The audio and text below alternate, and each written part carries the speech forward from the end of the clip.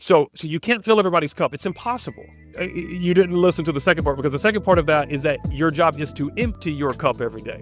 You can't be productive if you don't take time to renew.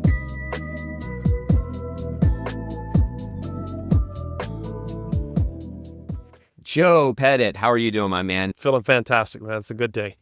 I was thinking about this before our show, and I was trying to think of when you and I actually met originally, because it's been several years now, and you've been up to a lot of really awesome things in the child nutrition industry, and we'll dive into some of that here in the next couple of minutes. You've got some new projects. I think the last time that we had you on the show was back during COVID, back in 2020. So it's been a minute since you've been here. It's great to have you back on board, and I am excited to chat with you about some of the awesome things you've been up to in the past, I guess 5, 6+ years since we last kind of chatted and met. Thank you again for being on the show today. It's an honor. I think the two things that I remember when we first met, number one, I do remember the ironing board as my prop during the COVID phone call that we had. And then secondly, I actually, when I was still working for Charleston County School District, I was inquiring about potentially getting our district on board with the great program and what you all offer there. So I remember that. Unfortunately, I wasn't able to make the full connection, but everything's been great ever since we first met. And it still is to this day, which is awesome. Yeah, and I mean, you mentioned just a second ago, your previous, I guess we'd call it a previous life at this point, back when you were working with the school district. Obviously now you've transitioned. You are a very influential, motivational, and inspirational speaker in the child nutrition industry and space. For folks out there that, I don't know how they wouldn't have heard of you at this point, but maybe they're new to the industry, maybe they haven't been exposed to some of the awesome work that you're doing, maybe take a second and share with us a little bit more about your experience in child nutrition, what got you into the industry, and then ultimately kind of what led you to this point in your life now where you are traveling the country and inspiring hundreds of thousands, if not millions, of child nutrition professionals each and every year. Yeah, my heart's always been in hospitality. I started out in the food and bev world in the restaurant industry. And then during the early 2000s, farm to table was a big movement. Yeah. And my dream was like, okay, I want to be a teacher and a football coach. That's what I wanted to do. And so I said, I want to get out of the restaurant world, get me into the school district. Can I go teach? Well, my degree wouldn't kind of transfer over into the classroom. So I was like, well, heck, there's school nutrition. I'll try that out. And then I had the ultimate dream. We could have a farm, students can work it, they can sell product back to the nutrition team, we'll buy it, we'll put it in. Had all these lofty goals and dreams, and then I realized that you have to serve food, do production records, HACCP, and all these other things. You can't just be out here in this lofty world. But it truly, when I came into school nutrition in Charleston, South Carolina in 2014, it didn't start out the way that I intended it to, and that was a lot more personal than it was professional. And then honestly, inside of school nutrition is where I found my purpose. And I tell people that all the time, because you can't look and wait for it to be somewhere else. It can literally happen where you are. And so that's the message that I try to tell people, like, it's right where you are. And for me, if I can do it, anybody can do it. And then ultimately the pandemic hit and I was still working for the school district. All the people started shutting down. And I started doing some stuff on social media with Kern Halls and Liz Russell. And so it was a really cool experience to be able to partner with people. And when the pandemic opened, COVID was the best thing for this speaking business, because people wanted people that had a genuine message that could motivate, move their people, pour into them. And in 2021, I tell people this all the time, West, I thought I had faith, and then I cut my direct deposit off. Yeah. That's when you really have to see, can you do it? It's in 2021, I left my full-time gig, and, we're going 4 years strong so far. And I still shake my head because it's an unreal thing that I get to go out and speak all over the nation. And, it's an unreal experience that I'm able to share with so many people and meet so many people all across this awesome nation, and just trying to give them a little bit of hope and inspiration to keep them moving forward. That's awesome. And I mean, you mentioned one of your passions, being farming and, that kind of whole drive with doing farm to school and things of that nature. And, that has also, it seems, transitioned into your message that you are currently taking to school districts across the country with your motivational and inspirational things. And you've even written a book, and correct me if I'm wrong, but I believe the title is Seeds to Success. Is that correct? You got it. Tell us a little bit more about Seeds to Success. Obviously, you've, kind of carried that, whole farming, kind of, being hands-on with the food that we're consuming and transition that into a motivational talk. Tell us a little bit about how that inspiration maybe influenced your book and ultimately your message that you take to school nutrition professionals. Yeah, the message is true. If it's true in nature, it's typically true in our own lives, not only personal, but in professional world. We are the farmer in so many instances. And so a farmer doesn't just walk out into an open field and say, "Oh, I hope something grows here today." No, they're very intentional. And so there's 4 Ps. You must have a plan, you must prep, then you have to plant, and then you produce. And so each one of those 4 Ps is an integral part of a team. So for example, if you want to have a great department, working with a district right now in California, and one of the things that we're trying to design with them is, well, what's the plan? Like, what do we need to have? What should we have in place? Whether that's expectations, operations, manuals, onboarding. And then we start to do the prep work. You see, the prep work is where I say that's the hard work. That's the sweat equity. There's no fruits and nothing cute. Like, this is the part, if you're a gardener, you're out there pulling the weeds, you're pulling back the stuff to prepare for the seed, because you don't just go and sow a seed expecting a harvest. You have to prepare for that to take place. And so this is where, when we're working with teams, we say, hey, what do we need to start to pull back? What do we need to take away? But then also, how do we also prepare the culture? The soil is the way we talk about soil. Culture in the book is by soil, because the healthiest seed can't grow in unhealthy soil. So if you have a toxic culture, we need to define what that is, remove it, prepare it, then we can plant the seed. Because where we go wrong so often as leaders is we start to plant the new thing, the new program, the new idea, and we never prepared for it to be received. And then we get frustrated. It doesn't work in a couple of weeks. And so we stop, because we didn't want to do the hard work, which is the prep piece of truly having those conversations, as I call them, mission critical or crucial conversations. And then the produce, that's the fun part. Do you celebrate the wins? Because so often what we do in America is that we accomplish something. We're like, whew, so glad that we accomplished it, and we don't celebrate it. And it'd be crazy, because if I'm a farmer and I grow a tomato and I'm like, oh my gosh, that's exactly what I was intending to grow, but then I don't go and enjoy the fruits, well, that doesn't make sense. And the same is true when we're working with our teams. And so the 4 Ps is it. And I really want people to know that you're the farmer, and then there's also a season to everything, because not everything is meant to be grown right now, and not everything grows at the same rate of speed. Absolutely. And I mean, talk about season. It seems like we're in quite a season, if you will, right now. There's a lot of changes in this season. There's a lot of people out there in the school nutrition industry looking at the horizon, maybe a little uncertain as to what this next season that we're headed into is going to bring for us. How would you approach the situation that we're moving into right now as an industry, where a lot of directors, a lot of child nutrition supervisors, coordinators out there might be feeling like they're spending most of their time just managing tasks as opposed to actually leading their people? What are some tips that you have for folks as we look at the horizon on making that transition from managing versus leading? I think it's a 2-part approach. The first is that there's what we call the productivity cycle. And you can't be productive if you don't take time to renew. Okay. And renewal, by definition, is truly to bring something back to life or to breathe life into it. And I did this activity with a leadership team before, where we said, hey, we're asking you to be productive. We're asking you to be productive, but what are you doing to renew yourself? And what we find so often with leaders, this is a message for leaders. You cannot fill everyone's cup. It's impossible. It's not even a realistic expectation. And so the first thing that I tell them is that you feel drained because you can't fill everyone's cup. Now, and people start clapping like, yeah, tell my boss that, right? And I'm like, well, no, you didn't listen to the second part, because the second part of that is that your job is to empty your cup every day. Now, so you can't fill everybody's cup. It's impossible. Like, I cannot possibly fill everyone's cup, because you don't know if someone's coming in half, quarter, 3/4, What if I'm only at a quarter, right?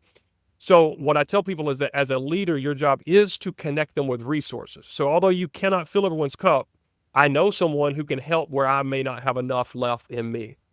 Back to what I was saying, that is that because the leaders want to continue to pour, they want to continue to give, especially people inside of the school nutrition industry specifically. They want to give, and they want to give because it's their heart.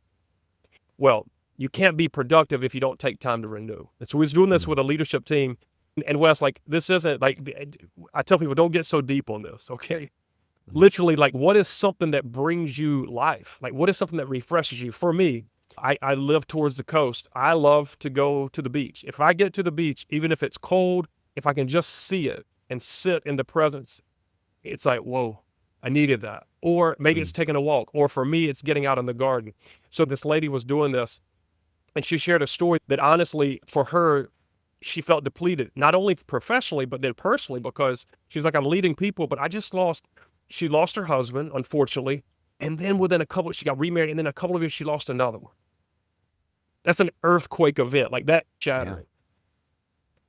What she did when she went home is, because I challenged her to go and do something renewed. This is what she said it renewed her. Okay, this is funny. She's like, I love getting on my riding lawnmower, just riding around, cutting the grass. I was like, well, it's November. They're probably going to look at you weird because there's no grass to cut. But hey, if it's for you to renew yourself, go and do it. And so she did it, and she wrote an email back to her leader saying, like, I've never felt this alive in a couple of years by just simply doing something that renewed myself. And so here's what I would tell people is that you want to be productive, but if you're not taking time for renewal, you're not as productive as you could be. That's the first part. The second part is that when there's a challenge, because people are listening to this right now like, Joe, but you don't understand. I'm up to here. There's uncertainty. There's volatility like all around us. We don't know what's happening. Okay. The first thing is like, identify the challenge. Name it, because you cannot defeat what you can't define. Name the challenge. Be real with it. Like right now, we're 2 people short. It stinks. It's awful. Like, we don't know what's happening with this or with that. Name it. Because hiding it only gives it's like a monster in the closet. You're giving it more power than what it really has. If you name it, then that allows you to create a plan. Now, the second part is you got to be intentional about what your response is to the challenge. Okay, so as a leader, people are always watching how we respond. And so when I tell people, your first response is typically emotional. Okay, and we typically are slightly, if we're being honest, slightly dramatic on that response. Oh my gosh, I can't believe that they just said this about the supply of broccoli. And we get super emotional. Okay, let that emotion go. And I heard it said the other day, let your first response be a deep breath. Let your first response be a deep breath. I was like, that's good, right? Because you're allowing your brain to reset between logic, and I'm getting deep in emotional intelligence, but like you're allowing your brain to reset between the emotional and the logical state. So first, identify the challenge. Second, be intentional about how you're going to respond. The first response is typically emotional. Let your first response be a deep breath, and then be intentional about the response. So, okay. Yeah. Okay. So we lost CEP. It sucks. Call it for what it is, for lack of better words. Okay. Sorry, my dictionary is not too deep. That's just what came out. All right. Call it for what it is. And then the next response, my response now is this. We're going to have more conversations around numbers. We're going to take a look at what items should we be pushing more, promoting more? What items should we be maybe pulling back because the profit margin is a little bit lower? Identify and be intentional about the response. Because you can't change what's coming around you. The only change is how we respond. That's the only thing that I can control. Or as I like to say in the book and in the keynote, is that I can't control what happens to me, but I always have a choice to control what grows from it. I love that. And I've heard something similar to this before. Jack Canfield, who I know you're familiar with, the co-author of Chicken Soup for the Soul, I think, phrased this kind of analogy as an equation, actually, E plus R equals O. Very similar to what you just mentioned. Those events in your life, you can't control the events in your life. They're going to happen to you whether you like it or not. But what you do have control over is the R, the response or the reaction to those events. And ultimately, your response to that situation directly influences what the O is, the outcome of the situation. And I love the way you just phrased that, though, as, we can only control what we can control. And let our first response be a deep breath. Well, one thing, but just real quick, Wes, find people that are being intentional and not emotional with their response to the challenges. Because it's really easy to start grouping yourself with other leaders, other directors, if you're watching this, with people who are like, the sky is falling, the sky is falling. I'm not downplaying it, but find the people that are actively looking for solutions. Make that your team. Absolutely. Speaking about your team and choosing the people that you choose to put around you and to listen to on a regular basis, I heard a long time ago that you are the sum of the 5 people you spend the most time with. When you're looking at cultivating a team of positivity, a team of people that are positive thinkers, looking for solutions to problems, how do you suggest a child nutrition professional who maybe is coming into a new role? They're inheriting a team and they're looking to kind of transform the culture of the school nutrition department to a culture of positivity. What are some tips that you can provide to those types of directors walking into a brand new environment that they can utilize to go and really motivate their team and really kind of cultivate that culture of positivity? If I had a blanket response to this, we'd be billionaires. Like if I had one that worked for all people, we would be very wealthy people because it is so hard. And the reason it's hard is because negativity wants to pull people down. And so here's what I always tell people: in your mind, right off the bat, you have to set the tone. Setting the tone, I mean, like you have to be intentional with your words. You have to be intentional with your actions. You have to be intentional with your thoughts. And where I see most leaders going wrong is that they can't find anything good in some of their people, the ones who struggle the most. And if you can't find anything good, then that tells me that all we're focusing on, there's an activity where you draw a little dot on a blank sheet of paper. People say, what do you see? And almost everybody says the dot. Well, the hook to that is, well, why did you not see the rest of the blank piece of paper? Why did you only focus on the dot?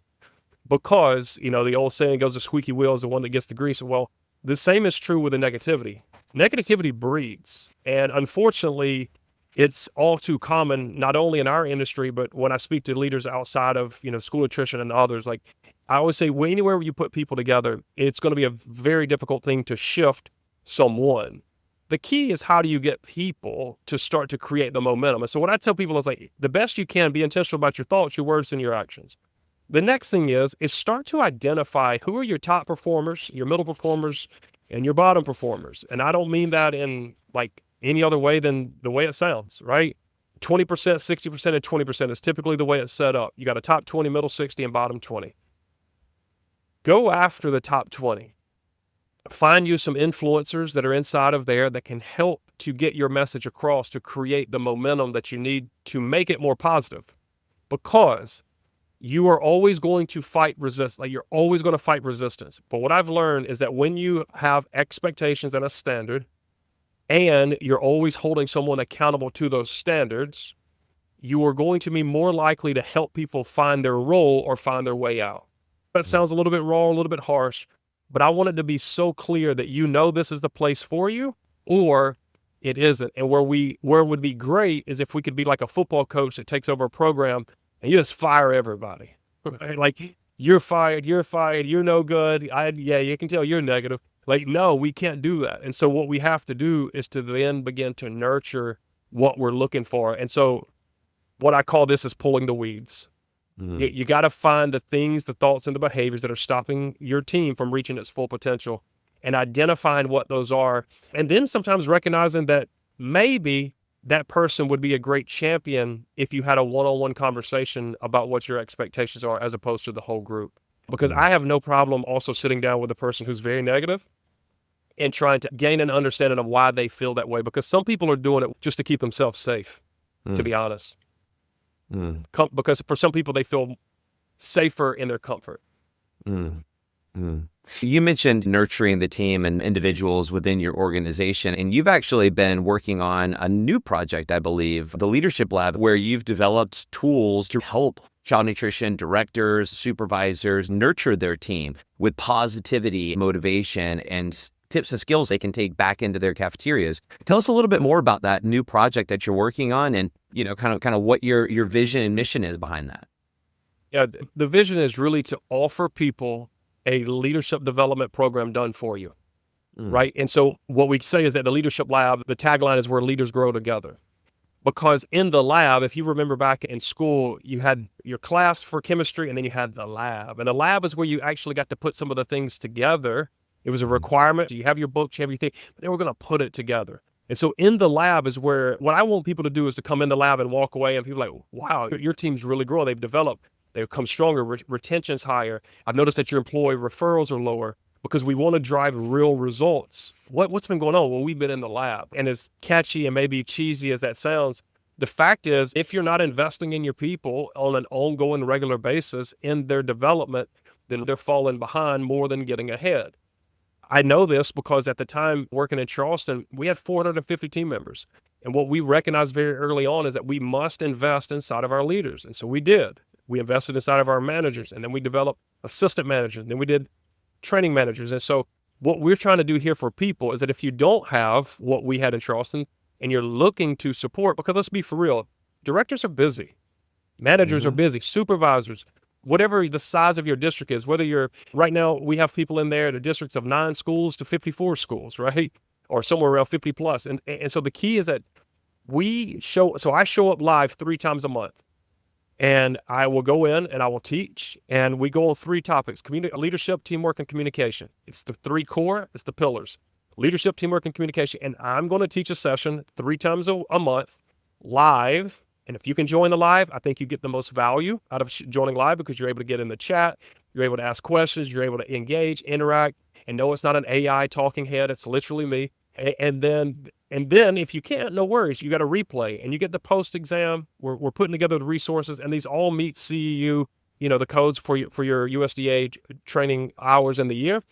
But more than that, it's not just a check of the box. This is literally, I am developing this content on an ongoing basis. So it's fresh, it's new, it's alive, so that people can give feedback. And I'm excited about it because every other month in the lab, what we also do is just come in with no content in mind. And we're just there to answer your questions and help you solve the things that you need. Or if you don't have anything, then we just come up with some new bonus topics like customer service, AI, and other things like that. That's amazing. And so, when you're developing this content, obviously you mentioned that it's, fresh content, it's new material, it's alive. What do you do, just personal? This is a personal question, but what do you do to stay on the top of your game? How do you stay motivated personally? Because, you're doing hundreds of talks a year. You're traveling all over the country, speaking to child nutrition professionals. You're now starting this other project where you're developing new material on a monthly basis. How does Joe Pettit stay motivated and inspired with all of this, on your plate? 3 years ago when I first got started, I was doing a ton, especially when I was in the district and then even getting started with speaking. I was doing a ton of listening to podcasts, YouTube videos. I'm not as much into reading books. I know that sounds shocking. Like, my books back here are probably more for props than they are for like me actually pulling it. But the fact is that I was listening to a lot of videos, YouTube podcasts. But now, Wes, the shift has come in 2 ways. Number one, I ask more questions to the people that I'm trying to serve and listen and pay attention. That third piece of emotional intelligence, social awareness. Like, what do I notice people are struggling the most with? What do I hear when I go into a place? What do I hear inside of a director's pre-event call, that their challenges and what they're coming up against? And then the second part, and I know this sounds crazy, but resting in peace and silence. Instead of being so bombarded with this information, that piece of information, after I've listened and asked the questions, just sitting in my own lab in here, you can't see it over here, but I have a wall full of dry erase boards where I just get things out of my head in my own time, in my own space. And that has allowed me to continue to be able to overflow and to pour back in to other people. So I know that's unconventional because it's changed. And maybe I'll get back into the podcast YouTube world, but for right now, it's listening, asking questions, and then just sitting in silence and peace. I love that, sitting in silence and peace. I feel like that's such an overlooked skill these days. And it really is a skill. It's something that you can cultivate over time and really get better at. At what point did you start to realize the value of quiet time and really kind of silencing your mind and being quiet and listening to that small inner voice? Yeah, so two different pieces to that. Number one, as a faith guy, like the prayer piece and really just sitting in that moment is a big deal for me, and being intentional about starting my day that way. Hmm. The other thing that I write about in the book and I really speak on, and I haven't developed the content the right way because I still feel like it comes off as woo woo. That's what I always say. Like it feels like woo, like, but I see it everywhere where I watch. As a former athlete, visualization is another thing. And so I will spend time just literally visualizing what will the content look like, eyes closed, running through the best case, not the worst case scenario. What will the engagement look like in the chat? How will people look and feel on the other side of this? How will I feel on the other side of this? And sitting in that moment of just visualizing that through, I mean, it's already noted by the American Psychological Association as being a way to improve your behavior. Skill set is by visualizing things. And I know it sounds woo woo for some people because they're like, you can't just, and I'm not talking about attraction law. I'm not talking about any of that. I'm talking about sitting in your own space, visualizing the best possible case scenario. Like if you read in the book, I do a visualization exercise where I see myself at 65 years old on the beach. I can hear the grandchildren running into the living room. My wife and I sitting at the table. I can smell the toast that's being cooked. I can taste the fresh squeezed orange juice. And you hit all of these senses. And as a leader, if you do this, you're going to be able to create this space and set yourself up more than what we typically do if we leave our brain on default, which is to think about all the worst case scenarios. And I'm not saying that you don't still have a plan for those, but as Dr. Norman Vincent Peale said in The Power of Positive Thinking, you have to be intentional and wake up every morning speaking and saying the things so that you start to look for those things throughout your day. So maybe a long-winded answer, but those are the two things, like for me, of just really sitting in that space that I try to put over on leaders without sounding silly. I don't think it sounds woo-woo at all. I am a firm believer that what you walk into the room expecting is oftentimes a self-fulfilling prophecy. If you go into your place of work, you go into your school of nutrition environment, and you expect to have problems with people on that day, chances are pretty high you're going to have problems on that day. But if you flip that and you go in with the expectation that you're going to have a great day and you're going to be a shining light in your environment and brighten up everyone else around you's life and day, chances are you're going to have a pretty good day. So I am a very firm believer in the fact that, you call it the law of expectation, whatever you want. But ultimately, I do think that expecting the best, expecting positivity out of yourself and the people around you is in many ways a self-fulfilling prophecy. So that visualization piece, visualizing what it is that you want, where you want to go, is in so many ways a pillar for success.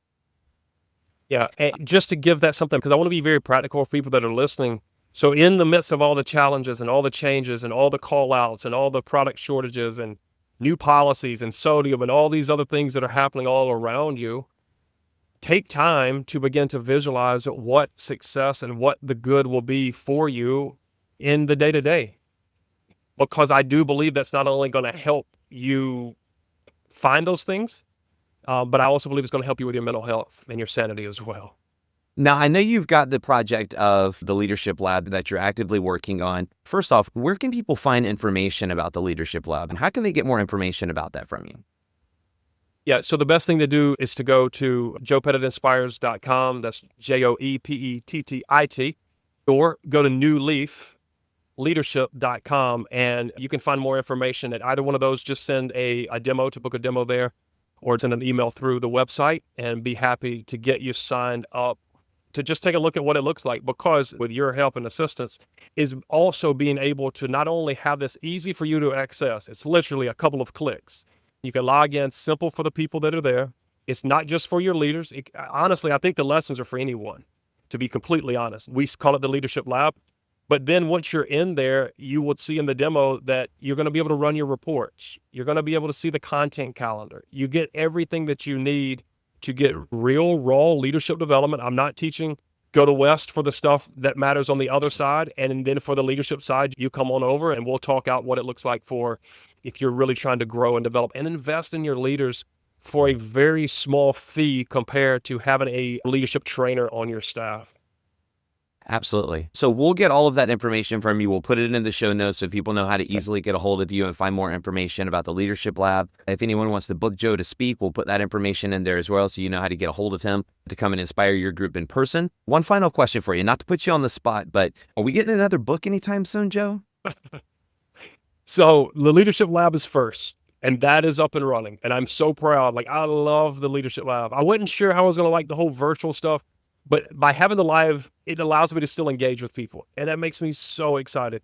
The next thing you're going to see book-wise is going to be a second release of the Seeds to Success book, where we're going to release some new studies and new feedback and data from what we've gathered from people who've applied the principles. This year at ANC, one of the things that I'll do at a director's conference especially is it sounds so simple. You listen to any speaker, they're like, set your goals, right?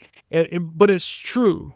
But what we don't do is we don't allow people to have space. So we're going to start tying in some of the stories, like an Alabama director who was at a director's conference, and she says, I've always wanted to get my master's degree, but I've never done it. So she wrote it down in a goal. We did some accountability measures with her. I see her at ANC this year, and she comes up, she had actually finished her master's degree. And it was like this overwhelming joy that I had of fulfillment, like that she had fulfilled this thing that she wanted to do. Another lady comes up, she wrote a book. And so we're going to start to tie in some of these stories from people who've applied the principles, not only personally, but also in their organization. So we're going to do that first. And then maybe 2027, maybe there'll be another book. But gosh, dude, I would love to put another book out. I'm stuck. I'm stuck right now. I want to make this one even better before I put out a new one. Absolutely, 100%. And I didn't mean to put you on the spot, but, Oh, I that's know that good. there are people out there, and myself included, that love your first book and would love to see a second one from you, but no pressure, because I know you got a lot of other things on your plate. The last Yeah. thing I wanted to ask you about is actually something else that is new for you as well. And you mentioned New Leaf a second ago, but kind of a second piece of New Leaf is your New Leaf Foundation. So tell us a little bit more about this nonprofit that you've started, because, one of the things that, I find very inspiring about you personally is how much you give back, how much you love to live in the success of the moment, but give back to the community around you. And this new project that you're working on, New Leaf Foundation, tell us more about that project and kind of what you're doing over there.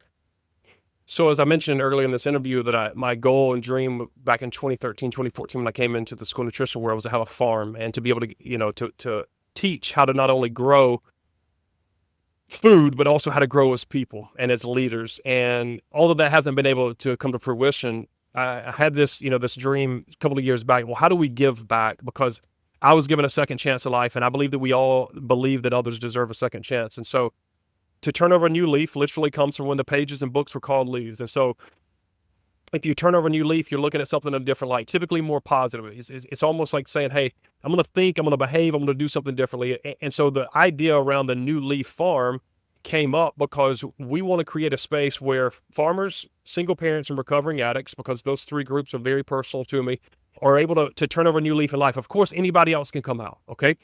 And what we want to do is to be able to equip them with life and leadership skills at no cost, so that they can ultimately find their purpose back in life. Now, we haven't been able to secure the property yet. Keyword there was yet, because when this dream came about, real estate was growing in price.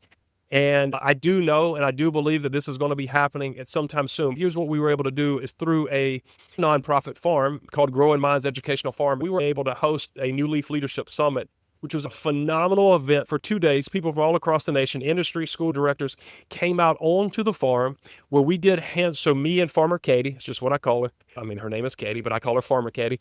And Farmer Katie and myself taught. She's a horticulture teacher. She's, used to be in that, but now she's doing this nonprofit farm. And so what we did, Wes, was actually able to bring people out to teach leadership, but hands-on experience. So we literally imagine a wedding type reception tent, tables underneath, the sounds of hawks, the feel of the wind blowing, and us teaching leadership through hands-on stuff, whether that was planting a seed, whether that was making a candle, whether that was pulling weeds, teaching through actually having our hands in dirt and soil. And so the beautiful part about this is that people had to get out in jeans and relax a little bit so that they could learn and grow. At the end of that event, we had a young lady who is a local person that was recommended to us that had run into some trouble earlier in years, had lost custody of her children, went to prison, got out of prison, started restoring, got her children back. We were able to actually, because of the generosity and people who came out to the summit, was able actually to give her a cash donation to help her continue her success as she's turning over a new leaf in life. Sometimes a little bit of cash goes a long way to ensure that things happen. I don't know where the next summit's going to be, but we are able to host private. So that's another thing that people can reach out. Like, we can do this at any time, to host people out on the farm and be able to do this. And so that's what the New Leaf Farm is all about. When we get the property, it's going to allow me to bring people to me. I got the idea from Donald Miller, who's an author and everything else in Tennessee, about how do we get people to come to us so that we can teach right where we are, get them out of their comfort zones, but then also selfishly, as a speaker who has a family, loves his family, bring people here, tie in my family around the teaching and the learning, and then equip people as they go out. I love what you're doing, man. I really do. I love hearing about all the awesome projects you're working on. And when the time is right, I know it'll all come together for you. Joe, it's been great having you on the show. I want to ask you one final question before we take off today. It's an opportunity to provide a little bit of motivation and inspiration for everyone in closing here today. I'll couch it this way.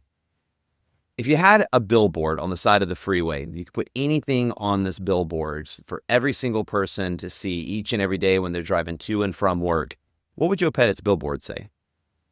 It'd be 3 words, and it would be 3 words with a period after each one. It's period, not period, over, period. And that's the message that I teach inside of the keynote, because what I need people to understand is that if you still have breath in your lungs at this moment, no matter what you're going through, because we're all going through something. Literally just met a lady yesterday at a conference who had a heart attack a month ago. She's like, I'm just happy to be here today. And I was like, I bet you are. You know what I mean? Yeah. And here we are. We take these things for granted. Oh my gosh, I can't believe I had to drive this far. Can't believe I had to come to this conference. What I just want people to really hold on to is that no matter what you're up against, no matter what's happening, it's not over. If you have breath in your lung, you still have an opportunity, and it may not have gone the way you thought it was, but you still can do those things that are meant for you to do. And, maybe the pandemic threw you off a little bit inside of your department. Maybe the pandemic threw you off for whatever the case may be. But I just want people to know, if there was a billboard that I would want people to see, it would say those 3 words, it's not over. I love it. Joe, thank you again for being on the show. I very much appreciate your time today, buddy, and your words of inspiration, motivation for everyone. We'll get all of your contact information in the show notes, and we look forward to having you back on the show again at some point. We wish you all the best, and thank you everyone out there for watching and tuning in today. And remember, it's not over. Have a great day.